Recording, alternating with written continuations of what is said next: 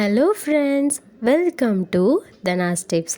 இன்றைக்கி நம்ம டேஸ்டியான ஹெல்த்தியான ஆப்பிள் ஜூஸ் எப்படி பண்ணுறதுன்னு பார்க்கலாம். ஆப்பிள் ஜூஸ் பண்ணுறதுக்கு தேவையான பொருட்கள்: ஆப்பிள் 2, பால் 300 மில்லி, ஜீனி 100 கிராம். ஆப்பிள் இந்த மாதிரி மீடியம் சைஸில் கட் பண்ணி எடுத்துக்கலாம்.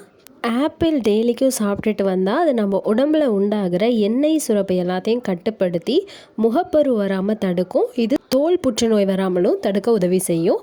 இப்போ நம்ம கட் பண்ண ஆப்பிள்ஸை மிக்ஸி ஜாரில் சேர்த்து தண்ணி எதுவும் விடாமல் காய்ச்சி ஆற வச்ச பால் அப்புறமா ஜீனி சேர்த்து அரைச்சி எடுத்துக்கலாம். அரைச்சி முடிச்சாச்சு. இப்போ அதை நம்ம வடிகட்டி எடுத்துக்கலாம்.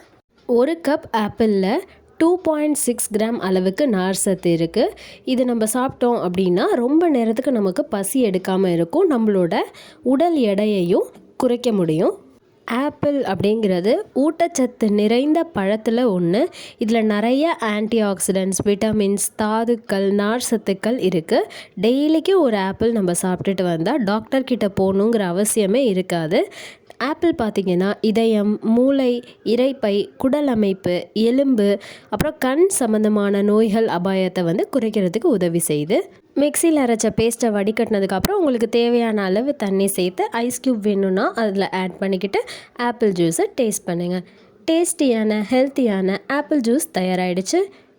ட்ரை பண்ணுங்கள். ட்ரை பண்ணிவிட்டு எப்படி இருக்குன்னு கமெண்ட் பண்ணுங்கள். சேனலுக்கு சப்ஸ்கிரைப் பண்ணுங்கள். மறக்காமல் பக்கத்தில் இருக்கிற பெல் ஐக்கானை கிளிக் பண்ணிக்கோங்க. தேங்க்யூ.